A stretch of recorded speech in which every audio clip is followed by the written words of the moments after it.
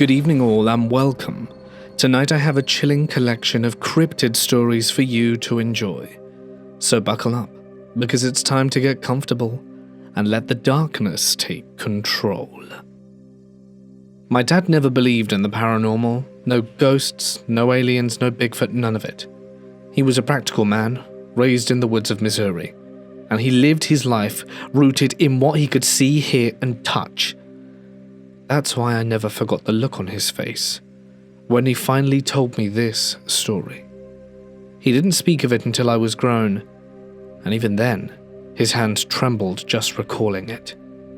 I'd never seen my dad scared before, not like that. This happened back in 1960, during one of his many late-night coon hunts. He and a close buddy of his, another seasoned woodsman, had taken their dogs out to a small conservation area about 5 miles from the house. It's a peaceful stretch of land, mostly untouched, with a cold spring that runs through it, primitive campsites and some old picnic tables scattered here and there. In the daytime, it's the kind of place you take your family for a picnic. But at night, it becomes something else entirely. They arrived sometime after dark. The air was warm and still, typical Missouri summer night. My dad said they let the dogs loose and sat on the tailgate of the truck, listening to them work the woods. These were well-trained hounds, loyal, disciplined animals that knew the job. Eventually, the dogs treed a coon, and the men followed their barks through the undergrowth. The tree wasn't far, maybe 10 to 15 minutes from the truck. They leashed the dogs and gave them some praise, and were just turning to head back when something changed. The dogs, who had been calm and focused moments before, suddenly dropped their tails and began to whimper. My dad's biggest male hound, a dog that had been through dozens of hunts and was afraid of nothing, started shaking. Then he yanked hard, broke free of my dad's grip, and took off into the woods whining like a pup. Then they heard it. A low, guttural sound like a growl, but not like any animal they'd encountered before. It wasn't a bobcat, it wasn't a bear, and it definitely wasn't human. My dad said it was a deep, bone-vibrating growl that didn't seem to come from one place but all around them. Then came heavy, deliberate footsteps circling them. Now these were two men who knew the forest better than most people know their own homes. They were armed, experienced, and did not scare easy. But whatever this was, it stayed just outside the beam of their headlamps. Every time they turned, they caught nothing, just shadows and a crackle of brush. Then came the chattering. He described it as a kind of whispered mutter, fast and erratic, like someone talking to themselves in a language that wasn't meant to be heard. It circled with footsteps, stalking them, intelligent and watching. That was when my dad drew his gun and fired 2 shots into the air. The sound exploded through the trees and then everything went dead silent. No wind, no insects, just movement. Just this eerie, unnatural stillness pressing in on them. They didn't wait. Which few hadn't bolted and made a straight line for the truck. When they got there, my dad's big male hound, the one who ran, was already waiting for them. He was curled under the tailgate, trembling like a leaf. My dad said the other dogs were cowering, tails tucked, some even trying to climb into their laps. That alone was chilling. These were hunting dogs, born and bred for rough conditions, but they looked absolutely broken. Then they checked the time. What should have been 30 to 40 minutes at most had somehow taken over 2 hours. Neither man could account for it. They hadn't wandered, hadn't gotten turned around. The trees had been close. There was no way they were out there for that long. But the clock didn't lie. He said they never told anyone, not a soul, only each other. My dad didn't even tell my mum the whole story until later that night. She told me, after he passed, that he came home pale as a sheet. A man who had faced down wild animals, storms, even armed strangers in the woods. And that was the only time she'd ever seen him truly shaken. He told me once before he died, "I don't know what was out there, I just know it wasn't supposed to be. Whatever stalked them in those woods that night, it wasn't animal. It wasn't human. And it sure as hell wasn't afraid of two men with guns and a pack of dogs. My family is Russian. Both my parents are from Siberia, born and raised in a city called Omsk. About 5 years ago, I had a conversation with my dad that started off normal, but soon veered into something unexpected. We began talking about paranormal experiences in our lives. I asked him why he believed in Yetis. This surprised me, because my dad isn't the kind of man who believes in ghosts, aliens, or anything supernatural. He's a practical, no-nonsense type. But Yetis? He told me he's convinced they're real. He sat up straight, cleared his throat, and began sharing his story. When my dad was in his 20s, he served in the military. He was stationed at a place called Sputnik, a small village close to the Russian border with Norway. If you look it up on a map, you can still see the old barracks and the remainder of the military camp. It's remote, harsh, and surrounded by dense forest and rivers. In that military camp, all the heavy-duty equipment and supplies were stored far away from the soldiers, deep inside the forest in warehouses built to be isolated from human activity. One night, a group of 10 men, including my dad, were assigned to restock one of these warehouses. It was grueling work, loading trucks with heavy ammunition and gear. They set off late, but the journey took longer than expected. They got a flat tire on the rough dirt roads. When they finally reached the warehouse, near a small city on the banks of the river, a place called Lovezero, it was already pitch black. The only light was the faint shimmer of stars overhead, filtered through a cold, heavy sky. They decided to stay overnight. The men were exhausted and needed to rest to do the heavy lifting the next day. There was a dugout nearby, a simple shelter with a sod roof covered in grass. They all laid down on the wooden floor inside, expecting to quickly doze off. But for some reason my dad couldn't. Something felt off.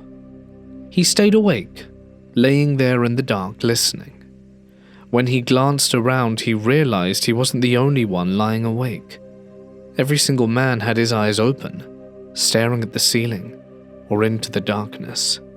That feeling of unease was thick in the air, a creeping discomfort, like the forest itself was watching.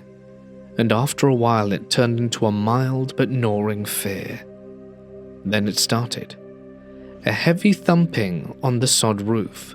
At first, just a few uncertain footsteps, then heavier and deliberate, like someone or something was walking above them. The roof creaked under the weight. Each step echoed, reverberating through the thin wooden beams. The noise wasn't random. It was unmistakable, the sound of a large creature pacing slowly and circling. Hearts started pounding. The men's breathing became rapid and shallow. One of them began hyperventilating, his breath coming in ragged gasps. My dad said he could feel the vibrations in his chest, like the thumping was shaking his very insides. Then one of the shoulders passed out from sheer terror. Through the dim light, someone dared to open his eyes and peek outside. What he saw was a shadow, a massive silhouette looming near the edge of the dugout. It didn't come inside, but it watched them, silent, immense. Eventually the footsteps stopped, and the creature disappeared into the darkness. Only then did the men allow themselves to relax and drift off to a restless sleep. The next day, my dad's friend asked a local about the strange event. The local said it was nothing unusual in these parts. In fact, he gave the phenomenon a name, one which my dad never remembered. Remember, this was during the Soviet era, a time when belief in spirits or anything otherworldly was condemned as superstition. Religion was banned, and people who even talked about ghosts or demons were looked down upon. My dad and his comrades were elite soldiers, deeply committed to the state ideology, Strong, practical men who believed only in what they could see and touch. For all of them to be struck so deeply by the experience, to be paralyzed with fear in the middle of the Siberian wilderness, it's something my dad still can't explain. He told me the story like it was yesterday, pale-faced and serious, not a ghost story or a myth, but a memory ingrained deeply into his mind. That night in the forest, something came close enough to touch them. Something enormous, ancient perhaps, and it left a mark that no soldier could forget. It was mid-November 2023. I was 17, stuck in that strange limbo between being a kid and almost an adult. Winter had slammed in hard, dumping snow everywhere, the aftermath of a brutal storm that had shut everything down for a couple of days.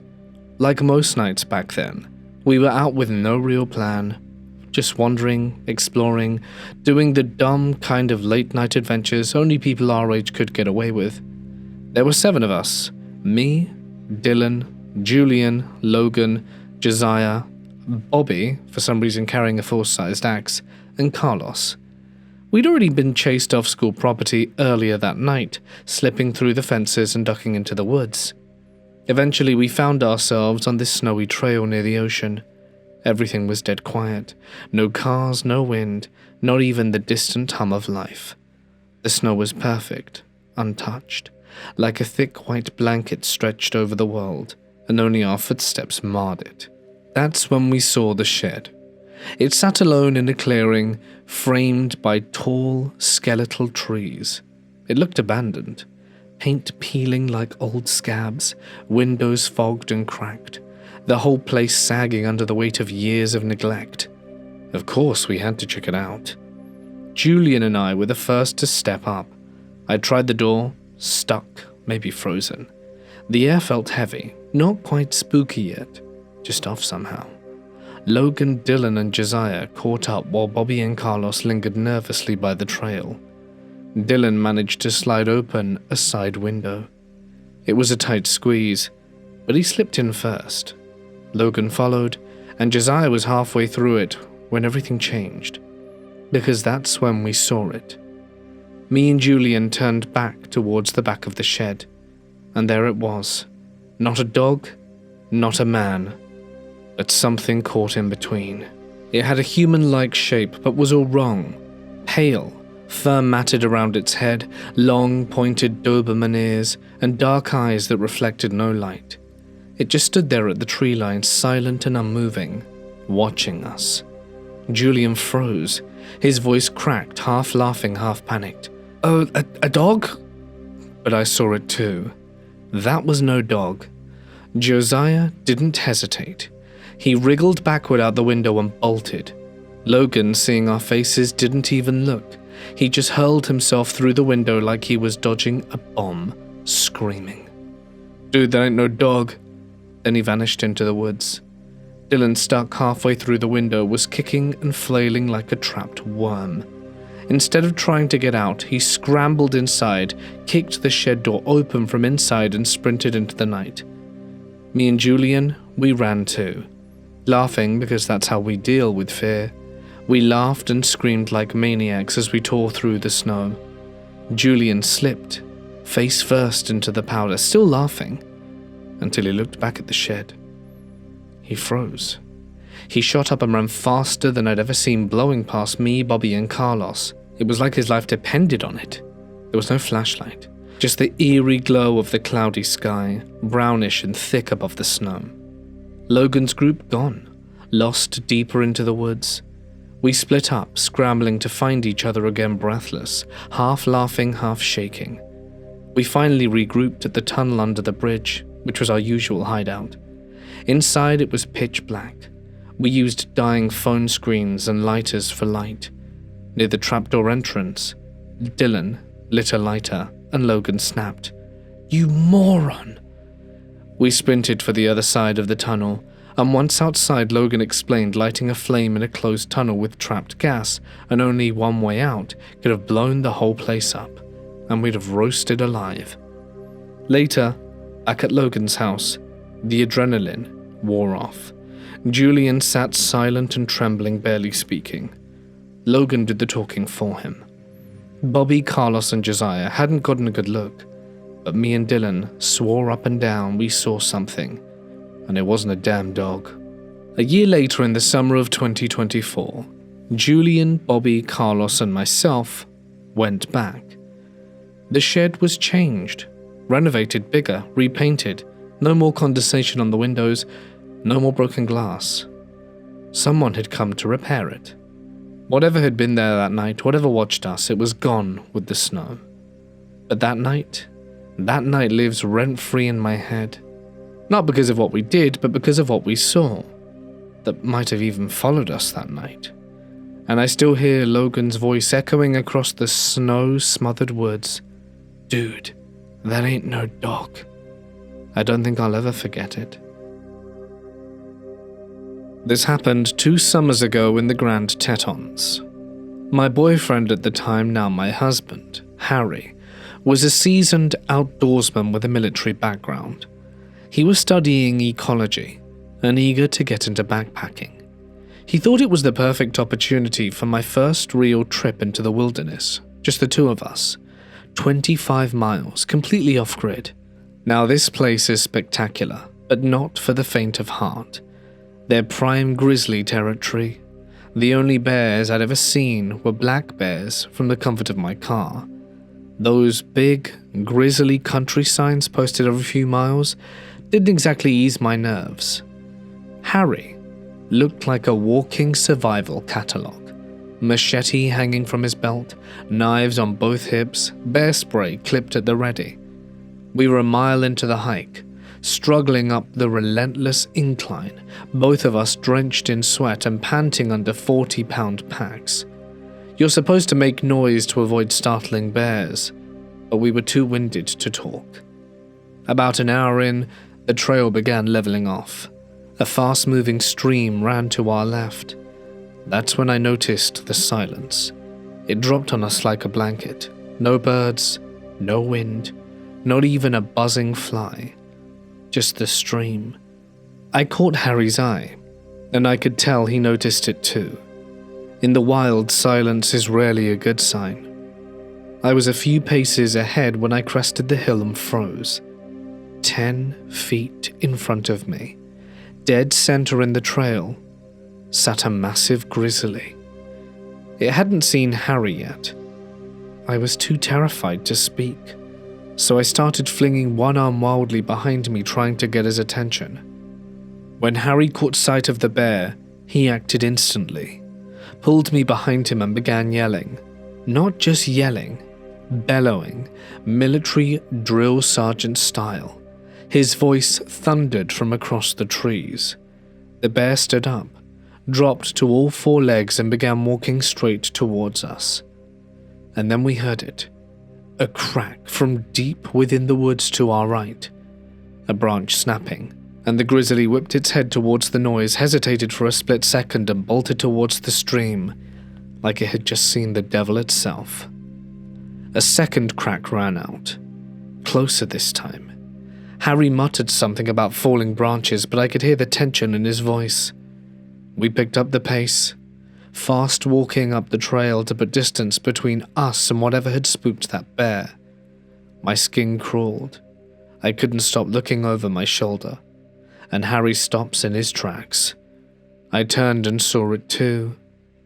Down, where we'd have been standing just moments before, something large moved through the trees. At first it looked like another bear, dark brown and shaggy, but it was huge. At least 3 times bigger than the grizzly, and it had its back to us. Then it stood up. It rose impossibly tall, like a shadow peeling itself from the woods. The shape was wrong too, long in the arms, too narrow in the hips. Not a bear. We ran.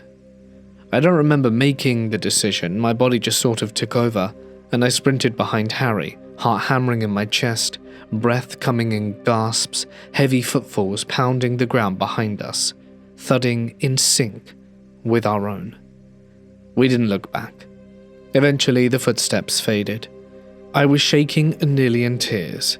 Harry tried to calm me down, insisting it was all extremely unusual, that bears almost never behave this way.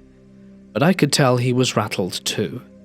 I should have turned around then, but I didn't.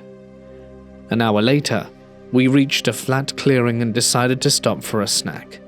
We hadn't seen another soul since the hike began, and as we rested, I noticed something moving in the bushes nearby. A line of rustling branches coming straight towards us. Out came a young grizzly, smaller than the first but clearly agitated. Its eyes darted, posture low and tense. Before I could react, Harry jumped to his feet and ran towards it, yelling like a man possessed, bear spray in hand, waving the other like a madman, and the bear took off, crashing through the underbrush. I wanted to scream. Why were we being stalked by bears? This wasn't normal. But the worst was yet to come. Back at the ranger station, we'd filed our route before the trip, standard protocol. Rangers often check in on hikers during multi-day treks. According to the footprints, we'd been following a ranger on horseback that had passed through that day, but we must have missed them. We'd been out for 2 full days without seeing a single other person, and that afternoon, I developed some foot pain, and we lost precious daylight trying to fix it. By the time we resumed hiking, it was almost dark, and in the forest, darkness comes fast. My headlamp wouldn't work, the batteries were drained. Harry's was the only working light between us, and the wind howled through the trees, drowning out even our own voices. It was freezing. We finally found a place to set up camp at 9 p.m. A weird clearing shaped like a bowl, maybe 200 meters wide. The side sloped down steeply from the trail. Half of the trees inside were dead or rotting. Outside the bowl, everything was lush and green. To lighten the mood, Harry began playing some music on his speakers, thinking it might scare off predators. But the way the music echoed back at us made it worse, distorted, ghostly. And then came the silence. No music, no wind, no insects, just that dead hush, the same suffocating quiet we'd felt before the first bear encounter. We turned off the speaker and crawled into the tent, and just as we settled in, the cracks started again.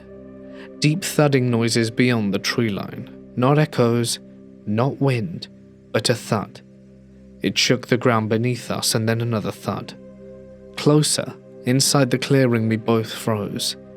Then we heard something scrape across the tent wall, slowly and deliberately. It left a long dent in the fabric, like a finger dragging over nylon. "What is it?" I whispered. "I dunno. It shouldn't be a person. We're alone out here." My stomach dropped. Then the side of my tent slowly pushed inward. Something leaned into it, pressed against it. I grabbed my flashlight and shined it at the wall. My blood turned to ice. A human face, pressed into the fabric. Nose, open mouth. Each breath made the material puff in and out. Something was watching us. He whispered, "Screw that," reached into his sleeping bag and pulled out a Glock and racked it loudly. The face vanished. We heard footsteps sprinting across the clearing back towards the trees. We didn't even sleep. We didn't even unzip the tent until sunlight poured through the seams. When we finally crawled out, the first thing we smelled was urine. Someone had pissed on the dead fire pit. The coals were still warm. Steam rose off them in the cold morning. That's when we saw footprints, dozens of them, bare feet circling the tent, and handprints, smudged, muddy, and streaked across the nylon, all human-sized. We think it was mud anyway. Grizzlies are dangerous, but they're not the scariest things in the backcountry. Not even close. I'm glad to say that we made it back without further issues, but it was one of the most harrowing and horrible experiences of my life, and as you can imagine, I haven't been keen to go hiking in the deep woods again since then. A few years back, my wife and I were on a road trip vacation. Part of our route took us through Shiprock, New Mexico, where some friends of mine lived. Friends who weren't just casually into the paranormal but deeply immersed in it. Real investigators, you might say. We decided to stop over a few nights just to catch up. Over dinner we swapped stories.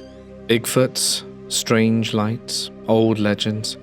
Eventually I told them straight up I wanted to go out and look for a Skinwalker. Really look, just once.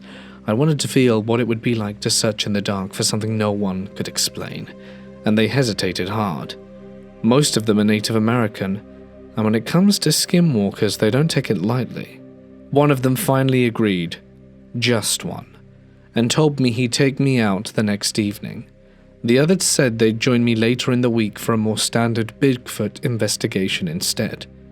So the next night at 5 p.m., my friend pulled up to the hotel in an old truck. We drove for over an hour, deep into the desert, mostly on narrow dirt roads.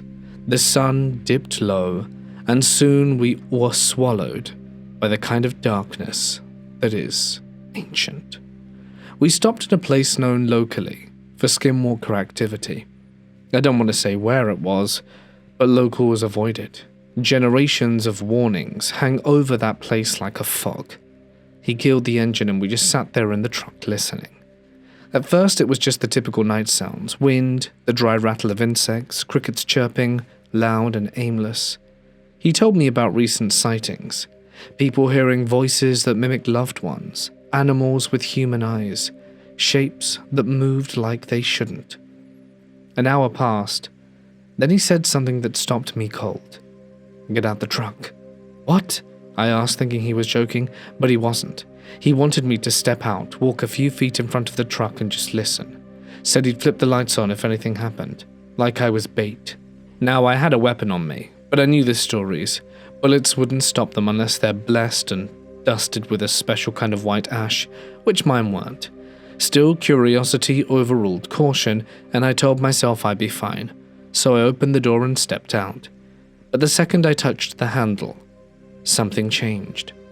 The night didn't just get darker, it felt thick, suffocating, like the darkness itself had become aware of us, like it was taking control.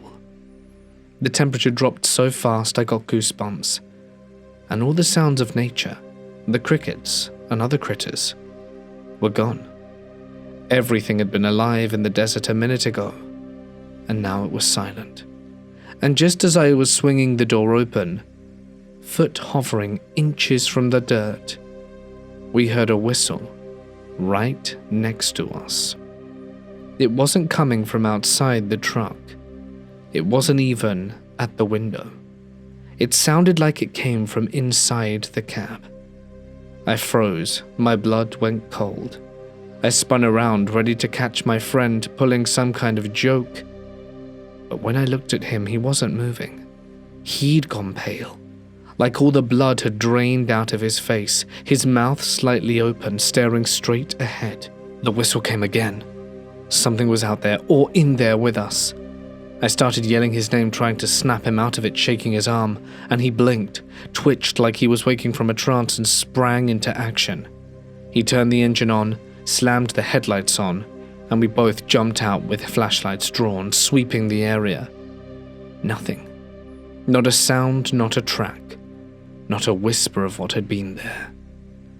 But as he was rattled, and when a Navajo man who spent his whole life surrounding this stuff says it's time to leave, you leave.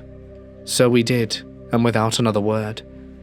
The next night, he and a few others took me out again, this time to look at an area near Shiprock Mountain. This wasn't a Skinwalker hunt. We were on the search for Bigfoot. It felt less ominous, but still heavy. The area we hiked into had been the site of multiple sightings, and after hours of walking we found what they called a Bigfoot nest, a sort of cleared-out den packed with bones, deer bones, dozens of them picked clean. We examined the nest when we heard a yelp, not from a coyote but a mountain lion. It was deep, long, and guttural. We spun around, flashlights scanning the tree line, but didn't see anything. But the two others did. movement. Just above us on the ridge, something large and humanoid. They were scared to even draw their weapons and cock them. And 10 minutes later we started hearing footsteps from all around us. They circled, closing in. No matter where we pointed our lights, we couldn't see what was making the sounds, but it was there, getting closer, less cautious. That's when we bailed. Even now I think about the whistle, the darkness, the weight of something you can't see standing just outside the beam of your flashlight. I know we're not alone out there. Back in the early 2000s, in the Rocky Mountains, my friend Adam and I, both 14 at the time, found ourselves deep within the mountains, far from any sort of civilization. We were camping with my family, and since we had our own separate tent, sneaking out for an adventure seemed like the perfect idea. It was the third night of the trip, and around 3 a.m, we decided to embark on a little night exploration. We didn't bother telling my parents. After all, we were teenagers who thought we were invincible. The cold mountain air was sharp against our skin as we trudged deeper into the woods, armed with only our flashlights and an overabundance of confidence. About 15 to 25 minutes into our hike, the thrill of adventure started to wane for me. The deeper we went, the more I couldn't shake the creeping unease that clawed at the back of my mind. At first, I ignored it, chalking it up to the eeriness of being surrounded by nothing but darkness and the distant sound of the forest. Finally, I stopped and turned to Adam. "Hey man, maybe we should head back. It's getting colder now and..." I hesitated, unwilling to admit that my nerves were getting the best of me. "I don't know, something just feels off." Adam scoffed and nudged my shoulder. "Oh, come on, don't be a baby. We barely got started." His excitement was unwavering, and against my better judgment, I agreed to push on. Another 10 minutes passed, the trees around us becoming more dense, their gnarled branches twisting together like skeletal fingers above our heads. Then as my flashlight flickered across a small clearing, I saw it. Something that made my stomach drop. A figure. At first I thought my eyes were playing tricks on me.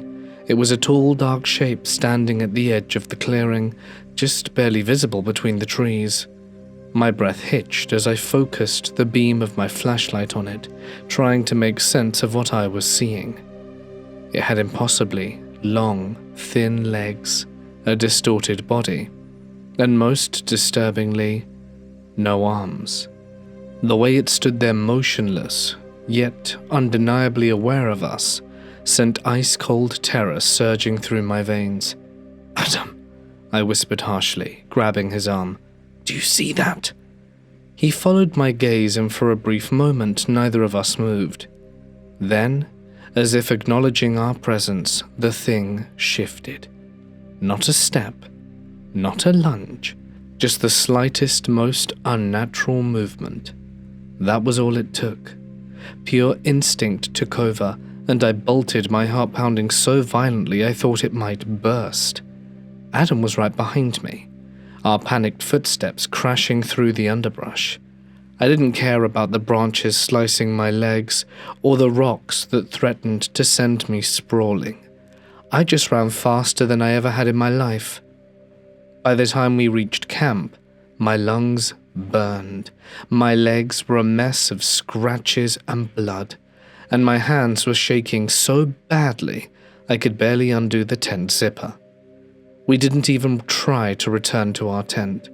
Instead, we scrambled into my parents' tent, breathless and trembling. They woke up instantly, demanding to know what had happened, but neither of us could form the words to explain. For the rest of the trip, we refused to sleep alone, too terrified to risk another encounter with whatever was lurking in those woods. To this day, I don't know what we saw. It could have been a trick of the light. Maybe it was an animal distorted by the shadows. Or maybe it was something else entirely. When I was really little, maybe 5 or 6 years old, my family went on a camping trip deep in the Utah mountains. I remember the drive taking forever, winding up and up until we finally reached what felt like the very top of the world. We were so high that there was nowhere left to climb. At the summit was a small, cold mountain lake, tucked into a pocket of pines and rock. And that's where we set up camp. It should have been perfect. The view was breathtaking and the air was clean, and the silence, aside from the wind through the trees, was total. My parents, my uncle and I were on the shore fishing that evening. My grandparents and my older brother were milling around the camp behind us. I was just a kid, casting a line and hoping to catch something, when everything changed. My dad was the first to see it. Across the lake, maybe 100 yards away on the opposite shoreline, stood a massive figure that wasn't moving, just standing perfectly still like a statue. Humanoid but wrong. It was covered from head to toe in brownish black hair, and easily 8 feet tall if not taller. Even from that distance you could feel its size, its presence, like it was watching us. At first my dad thought it was a prank, maybe someone in a costume trying to scare campers. He yelled something, I don't remember what, but I remember that whatever this thing was answered back. It let out a sound I won't ever forget. Not a roar, not an animal call. It was a high, sharp, almost garbled screech-like language, but not any language we knew. It had cadence and purpose. Whatever it was saying, it sounded like it meant something, like it was trying to communicate. It felt alien. But then everyone was staring. My grandparents had come down to the lake, my brother too, even our dog had gone rigid, fixating on the thing across the water. Then my parents, God knows why, started mimicking the sound back, trying to repeat the strange vocalizations it had made. And it responded. Every time they echoed its strange speech, it answered back and forth, for what felt like forever. But it was probably just a few minutes. It was the weirdest, most surreal moment of my life. I remember the wind picking up, the trees swaying, the way all of us stood there not speaking, just watching this thing have a conversation none of us could understand. And then suddenly it moved. It turned and bolted into the forest like it had somewhere to be, still upright and on 2 legs, but it moved with inhuman speed and was gone in seconds. My dad later said it must have been running close to 25 to 30 miles an hour. He'd never seen anything like it. Of course, my brother, grandpa, and our dog did the smartest thing they could think of. They chased it. They made it over to the other side of the lake pretty quick, following the same direction the creature had vanished in. I stayed behind, gripping my little fishing pole, trying to make sense of what had just happened. When they came back, they didn't have much, just a clump of long, coarse black hair they'd found snagged in an old stretch of barbed wire fence. Could have been from a bear, could have been from something else. We should have packed up and left, but we didn't. We stayed that night in the tents, right there on the shore. The wind howled all night long, and no one really slept. Every twig snap, every gust of wind had us on edge. Even the fire seemed smaller and dimmer somehow, like it couldn't hold back the dark. To this day I think about it sometimes, what it wanted, and why it tried communicating with us. The weirdest part, though, is in Utah, stories like this aren't even rare. My grandpa had a hunting buddy back in the 70s, who was honestly a bit of a hermit. This guy lived way out in the wilderness of the Pacific Northwest, deep within the Cascade Mountains. It was so remote that there was no running water, no electricity, and not a single paved road for miles. His cabin was a strange, eerie structure perched on top of a steep mountainside. It was built high on stilts, like it was trying to stay above something unseen in the forest below. The stilts raised the cabin at least 10 feet above the ground, and extending from the base of those stilts was a narrow balcony, a precarious ledge with no stairs nor ladder, nothing to climb up or climb down, except sheer drops on every side. just that wooden platform jutting into the open air, very exposed and vulnerable. Grandpa swore this man wasn't the type to spin stories. He knew him well enough, and he was as honest and straightforward as they came. Grandpa himself wasn't one to buy into tall tales or ghost stories. But what happened that night left him shaken. They had spent the day hunting, trekking through thick brush and cold mountain air, and now the evening was setting in like a heavy blanket. Inside the cabin's single, roughly 300 square foot room, lit only by a small oil lamp, the two men sat quietly, catching their breath and sharing the silence that only close friends can share after a hard day. The air smelled of damp wood, smoke, and the sharp tang of dried jerky hanging from a beam. Then out of nowhere, the hermit looked straight at my grandpa and with eyes dead serious and no hint of a joke says, "Sasquatch is in the woods. You gotta be careful if you're out at night." Grandpa laughed, half in disbelief, half amused, thinking it was just one of those old local legends, some story to spook the visitor. But the man's expression didn't budge. It was like a warning carved into his face, as if this was the most ordinary thing in the world, and this was just a simple fact. He stood up and gathered a few pieces of fruit, some stale bread and strips of jerky, piling them carefully into a bowl. Then he went outside. Grandpa followed quietly behind, watching as the hermit carried the bowl out onto that narrow balcony, the one with no stairs and no way to climb up. He set the bowl right on the edge, balanced precariously above the forest floor. "It'll be gone by morning," he said flatly. And then, with nothing more, they retired to bed. The cabin's single room felt heavier after that. Grandpa settled into a cot near the window facing the balcony, and every creak of the mountain amplified the thick mountain silence. Hours later, deep in the black night, Grandpa was jolted awake. At first it was just a soft rustling, subtle and strange, like the forest itself was breathing in a strange rhythm. And it was just outside the window. Or was it the forest? He got up, heart pounding, and carefully crept towards the window. He squinted, and outside the bowl was empty. Then, and this is the part he still can't shake, right at the edge of the balcony, he saw it. 4 huge, thick fingers, long and hairy, resting on the wood before disappearing into the shadows. These fingers were massive, larger than any human hand, and the hairs were dark and coarse. Grandpa froze. The hairs on the back of his neck stood up. The forest was deathly silent again, but in that moment he felt eyes burning into him from the darkness beyond the cabin. The next morning the hermit's usual calm was gone. He wouldn't speak about it, just nodded grimly when my grandpa mentioned the empty bowl. After that night, Grandpa refused to hunt in those mountains again. The feeling of being watched, the unshakable presence, stayed with him for years.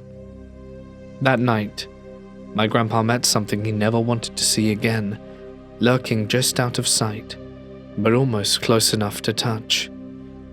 And I think it shook him to his core. Around 11:30 tonight, my boyfriend and I were leaving his house. We petted his dogs as usual and said goodbye. I mention this because it's important to mention that all his dogs were accounted for. Mac was inside, and we said goodbye to Baby, Sandy, and Little Bit. We saw all of them. My boyfriend lives on a private road where everyone knows each other. His parents have lived there for 10 years, and no new people have moved in during that time. If a new animal shows up, people notice quickly. Everyone talks, and the moment a stray appears, it's a topic of conversation. As we're pulling out, we saw a pair of glowing eyes about 50 feet away. My boyfriend thought it might be a bunny or some other small animal, especially since all the dogs were looking in that direction. Clearly curious, he turned the car on so the headlights would shine on it. But whatever it was didn't look normal, It was too big to be a cat, too small to be a deer, and too small to be a pig. But regardless of what it might have been, the most wild animal would have run away from the light. But this one didn't. At first it went into a wooded area, but then it turned around and started inching towards us. The weirdest part? It would sit down after every step it took. Its shoulders didn't look like they were in the right place. To me, it looked like it was walking on its back legs, but my boyfriend says he saw it on all fours, so I'm not sure if it was switching between those two or if we saw it differently. This happened about 4 times before we drove off in fear. The way it moved wasn't natural. It had glowing yellow eyes and a black, slick coat, almost shiny. Its body looked slightly contorted, or like it was walking in a strange, twisted way. It kind of resembled a dog, but it wasn't. I'm still not sure what we saw. I can't explain it. Anyway, fast forward. Probably a detail I should have mentioned at the beginning, but the whole reason we went to his house was because he was spending the night at mine and had forgotten his clothes. So when we left my house, I left the gate open. Here's why that matters. I live with my grandparents who were disabled, and this is important because our driveway is about 150 yards long, if not longer. When we left the gate open, my grandparents were already asleep and wouldn't have to come out to close it. I know this because I've done it before and always try and make sure it's shut before they wake up in the morning. But when we got back, the gate was shut. My boyfriend and I were already pretty shaken by what we saw earlier, so we literally turned around, and now I'm sharing this from the parking lot. If you have any ideas on what this could be, I'd love to hear about it. I moved from New York to Vermont in early 2018, dragging the exhaustion of a brutal packing and relocation ordeal with me. I was renting a small home on the side of a mountain, tucked at the end of a remote dirt road. It allowed pets, which was crucial. I had my cat and my aging dog with me, and it was meant to be temporary, just a few months while I waited to close on a house. Zillow made it look closer to town, but I quickly realized just how isolated it really was. If 10 cars passed by in a day, that was considered traffic. The surrounding landscape was stunning at least. Wide front and back lawns, several acres of open space, all ringed in old pine, birch, and the skeletal remains of wintered tired trees.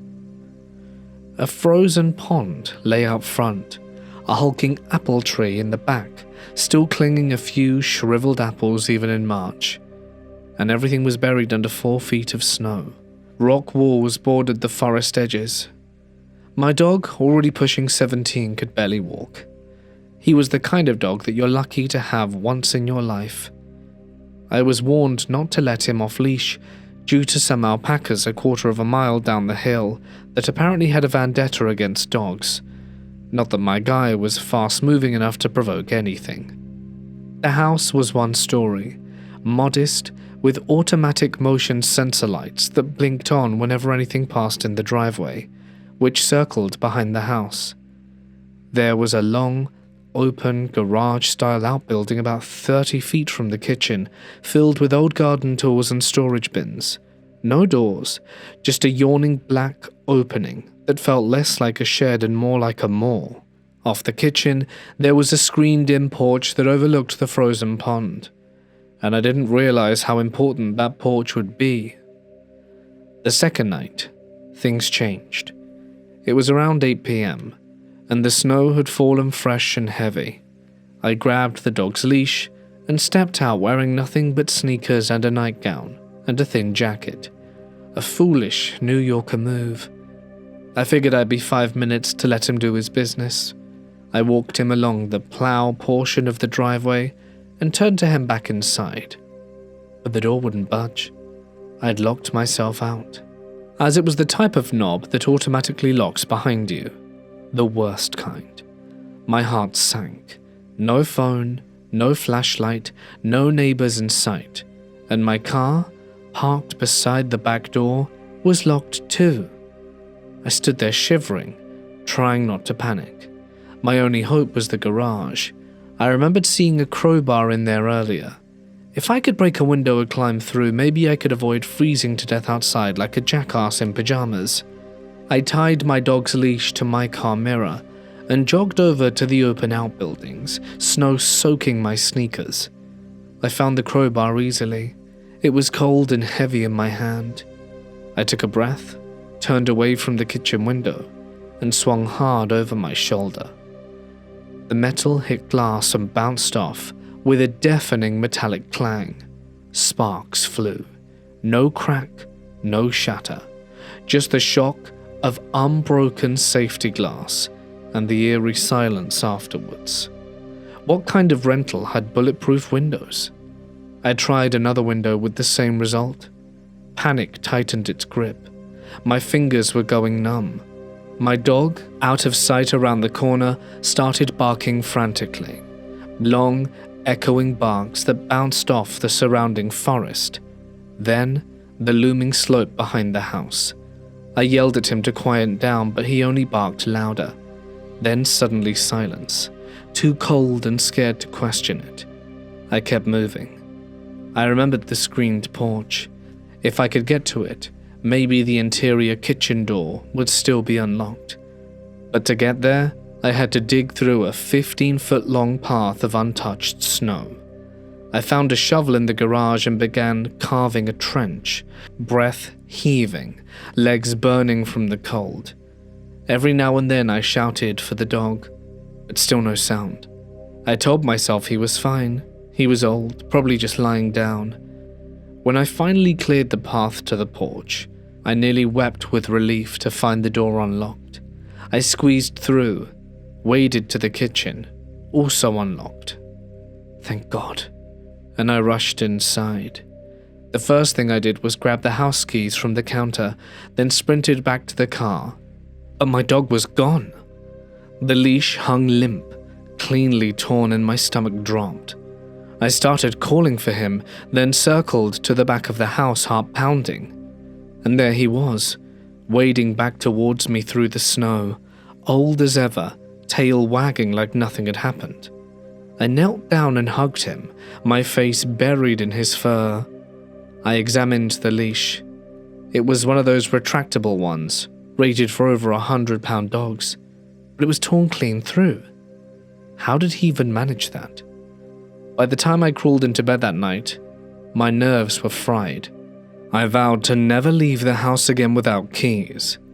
But what happened the next night made all of that, the cold, the lockout, the shattered nerves, seem like child's play. That is when the knocking started. It was a clear night, stars painted thick across the sky. I took the dog out for his final walk, standing barefoot on the back steps for just a moment to marvel at the constellations, Orion's belt, the Pleiades. I hadn't seen stars this vivid since childhood. Then the knock. A single solid whack came from the right, maybe near the tree line at 2 o'clock. Then another, to my left near the 11 o'clock position. Not echoes, not branches. These were deliberate, sharp, and identical to the sound I made the night before when I struck the window with the crowbar. There was no wind, no movement, just cold silence and those two distinct knocks. I didn't wait around. I yanked the dog back inside and locked every door and window twice. The next night, I took no chances. Lights on, flashlight in hand, ski pole in the other to steady myself on ice, house keys securing in my jacket pocket. I kept our walk brief, but as we returned towards the house, something caught in my eye. Color, movement, a flash of reddish orange. At the edge of the yard, just beyond the open garage outbuilding, something was staring at me. Two glowing red-orange eyes, set wide apart at least 10 inches, watched me from just above the stone wall where the forest began. They didn't blink, they didn't waver. They were fixed and deliberate. At first I thought owl, but the spacing was all wrong. I swayed left and right, trying to see if it was some kind of reflector, something catching the porch light. Nope, the eyes tracked me. I stood frozen for a full minute, heart hammering in my chest. Whatever it was huge. I couldn't see a body, just those eyes burning in the night like twin coals. I backed away slowly and got inside. I didn't sleep much that night. The next morning I went back out, binoculars in hand. I walked out to the rock and surveyed everything. Nothing. No cans, no reflectors, just tracks. Just the woods and the cold silence of Vermont. I stayed in that house for another 3 or 4 weeks. I never saw those eyes again, but the feeling of being watched never fully left me. I'd step out during the day and catch myself glancing towards the trees, half expecting them to blink. That wasn't my first experience with something strange in the woods. I've had others back in New York, but those eyes, that knock, it felt different. Curious, not aggressive. Like something was announcing itself, testing the water. Oh, and one final detail. That first night when I locked myself out and went searching for tools, there was a key hanging right above the shovel. Could have saved myself a whole lot of stress. Got my full security deposit back, and I still miss that house. But I've never walked the dog at night the same way since. Today around 5 p.m, on the west coast of Sweden, it was already pitch black outside when my dad and I decided to go for a walk in a nearby forest. The trail we took was only about 10 minutes from civilization, but there were no streetlights, and we didn't bring any flashlights with us. Despite the darkness, the path was visible enough, maybe thanks to the bright moon or the faint glow in the sky, and we often walked together, usually talking about the most mundane things. We were walking next to a large lake, quiet except for the gentle lapping of water on the shore. Near the edge, we spotted a large group of ducks, maybe 50 or so, just floating calmly in the water close to the beach area. Everything seemed normal, until suddenly about 25 meters ahead of us, something darted across the trail. It wasn't like any animal either of us had seen before. The creature sprinted from right to left and vanished towards the lake in a flash. I'd estimate it stood about 150 centimeters tall, but it didn't run like a deer or a fox. It moved on all fours, but the front limbs were noticeably longer than the hind legs, almost as if it were a bipedal creature forced to run on all fours. Its fur or skin was beige or brown in color, blending into the dark woods. But its speed was terrifying, and it was incredibly fast, silent except for the pounding of its limbs on the forest floor. The ducks on the lake immediately freaked out. They erupted in chaos, flying into the air, flapping wildly and screaming loudly. I'm no wildlife expert, but even a deer or fox would rarely cause that kind of disturbance so close to people without making noise. Then, as if on cue, a heavy metallic smell filled the air. It was the sharp and unmistakable scent of iron and blood. Both my dad and I caught it instantly. I work in a hospital and deal with blood regularly, but I've never smelt anything like this in the wild before. It was overwhelming. What struck me the most, though, was my dad's reaction. He's a hardcore skeptic, a realist who loves science and grew up on a farm in the forests of Sweden. He's known the local wildlife better than anyone I know, and he was as shocked as I was.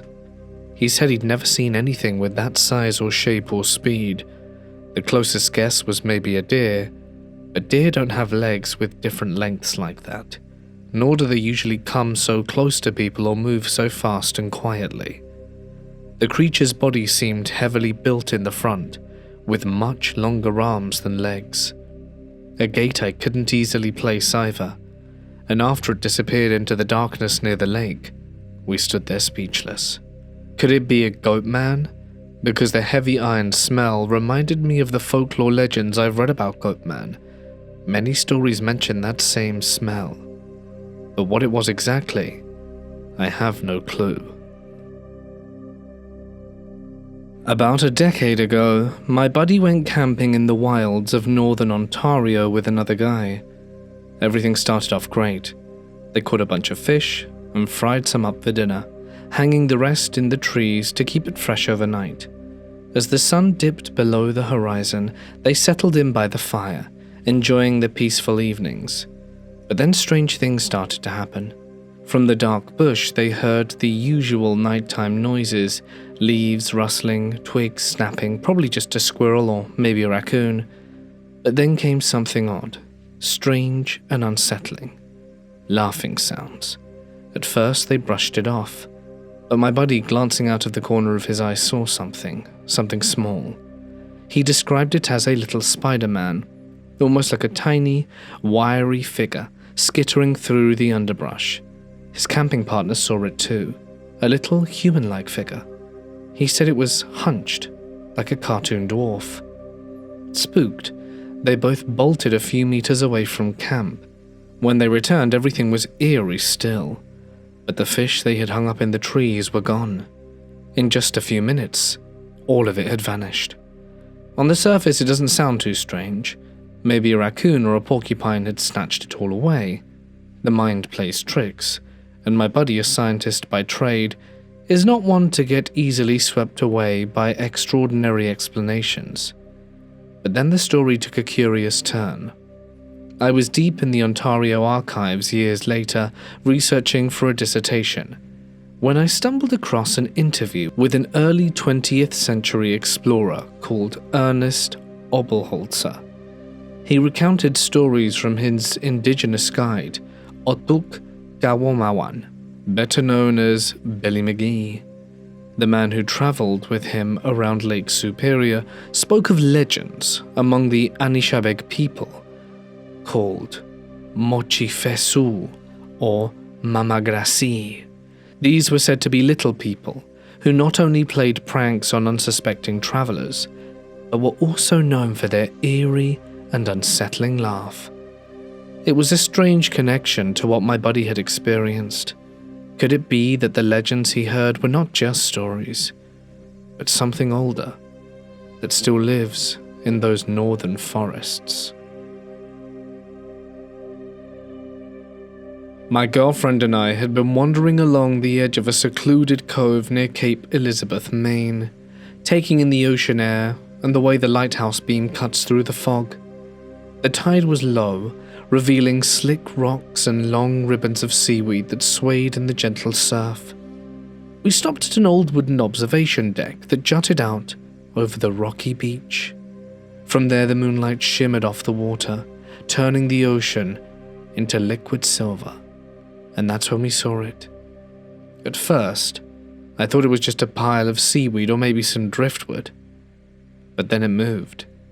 A small dark figure stood alone at the shoreline, perfectly still. It was humanoid, no more than 4 feet tall. But something about its proportions were wrong. Its body was short and thin, but its head was enormous, nearly half its size, smooth and perfectly round. The moonlight danced off its surface, creating a strange, mirrored reflection that made it look almost transparent, like polished obsidian or deep, black water. A cold wave of unease ran through me. My girlfriend tensed beside me, her fingers digging into my arms. It wasn't just standing there. It was watching. The thing's head slowly turned in our direction, and for a split second, I thought I saw something shift inside it, like light refracting through deep water. My breath caught in my throat. Then my girlfriend screamed. The sound shattered the silence, and in an instant the thing reacted. It jerked, almost like it had been startled, then sprang into motion. But it didn't run. It leapt. Without a sound, it flung itself towards the water, its movements impossibly smooth, as if gravity barely applied to it. It didn't splash when it hit the surface. There was no thrashing, no signs of a struggle. It just disappeared beneath the waves like a stone sinking into the abyss. We stood frozen, staring down at the ocean. The water rippled slightly where it had gone under, then stilled. My heartbeat pounded my ears. My girlfriend whispered something, but I barely heard them over the sound of my own thoughts. What the hell had we just seen? Minutes passed. We waited for it to resurface, to crawl back onto the shore, to give us some kind of explanation. The cove remained empty. The lighthouse beam swept across the water, illuminating nothing but the endless black sea. I didn't sleep that night. I kept thinking about the way it moved, the way the moonlight had bent inside its head. I searched online for anything that might explain it, some kind of deep-sea creature, a local legend, a known cryptid. But nothing matched. To this day, I still don't know what we saw. And if anyone else might, I really would like to sate my curiosity. When I was 14, a friend and I made it a summer ritual to go fishing nearly every day. We didn't have a car or easy way to get to the spots we loved, so we'd set off on foot, trekking for an hour or sometimes an hour and a half through dense woods and mossy bogs. Our destination was a network of small rivers we called the Steadies. These narrow streams, no wider than 5 feet, wound their way through the forest and eventually spilled into a huge, quiet lake. The rivers were shallow and clear, perfect from hopping from bank to bank. At our age, it was easy to leap back and forth, making the journey part of the adventure. We knew every bend, every log, and every secret fishing hole along the way. But on our last trip there, something happened that changed everything. We were walking along one of the narrow rivers, casting casual glances into the water and scanning the forest. That day the air was thick and heavy. Suddenly we stumbled onto something unsettling, a large pile of animal bones. They were bleached white, scattered and weathered, something gnawed on by smaller forest creatures. At first we both froze. We weren't sure what to think, but after a moment we assumed perhaps a hunter had quartered their game there. It wasn't unheard of, especially in this remote area. We kept moving our steps slower and more cautious. Then we reached the edge of the riverbank. The water was crystal clear, revealing every pebble and ripple. And right in the center of the riverbed, like it was etched in stone, was a huge footprint. It was unmistakably a bare foot. The toes were clearly visible, splayed and distinct. It was the left foot. Enormous, far bigger than any human foot I'd ever seen. The water magnified it, making it appear even more gigantic and otherworldly. I called my friend over, eager to show him. As I shouted his name, though, a deep, low rumble shattered the silence, a sound like distant thunder, but coming from the dense trees across the river. Suddenly, the entire forest on that side began to shake violently, branches snapping, leaves rustling like a storm was rolling through. I turned towards my friend and he was gone. Only a cloud of dust rose where he had been standing. He was sprinting far, and his fear was contagious. Without hesitation, I followed, heart pounding, running blindly through the woods after him. We never looked back. That day, the peace and wonder of those woods vanished forever. We told people about what we'd seen and heard, but no one believed us. They said it was just a story, kids imagining things. But we both knew it was real. Something huge was out there, and that footprint proves it. When I was in 3rd grade, my family and I stayed in a small cabin deep in the redwoods. It was a place where trees pressed in close, and the night felt thick and endless. My parents shared one room with my little brother, who slept between them, and my older sister was on a sleeping bag on the floor nearby. As for me, I slept on the pull-out couch in the living room, and my best friend Colin was allowed to come along and sleep there with me. That night, we stayed up way past our bedtime playing Game Boy. The cabin was quiet except for the soft clicks of buttons and our whispered chatter. I remember drifting off while Colin's turn was going, I must have been dead tired from a long day of hiking because I fell asleep at around 3 a.m. That's when I felt a gentle nudge. Colin was shaking me awake. Half asleep, I asked what he wanted. He put a finger to his lips and pointed silently towards the window above the couch. Outside in the pale moonlight, we saw the swing set. It was taller than my dad, and my dad's 5'10". But towering over that, a shadowy figure, covered in thick hair. It was impossibly dark out. The cabin was in a small clearing surrounded by dense redwood forest, so the only light was the silver glow of the moon filtering through the trees. I was frozen, shock rooting me to the spot. I had heard stories about Bigfoot, but never really believed them, and never imagined I'd see one with my own eyes. The local area was known for sightings, and the gift shop sold souvenirs covered in Bigfoot images. But this was different. This was real. We stared at it for what felt like an eternity, and then I caught the creature's eye, glowing faintly in the dark as it looked back at us. After a moment, it turned and walked slowly downhill into the trees, its strides long and deliberate. Colin and I looked at each other, wide-eyed and silent. We weren't dreaming. This was real. And somehow, instead of fear, a surge of excitement washed over us. It was an incredible and unforgettable sight. We must have been utterly exhausted because after that we didn't stay up much longer and fell asleep quickly.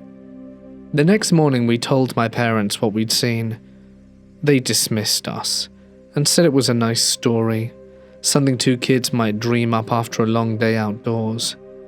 For years after, Colin and I would joke about how we both saw Bigfoot together that one unforgettable night in the redwoods. Hey guys, it's Mort here and thank you so much for listening.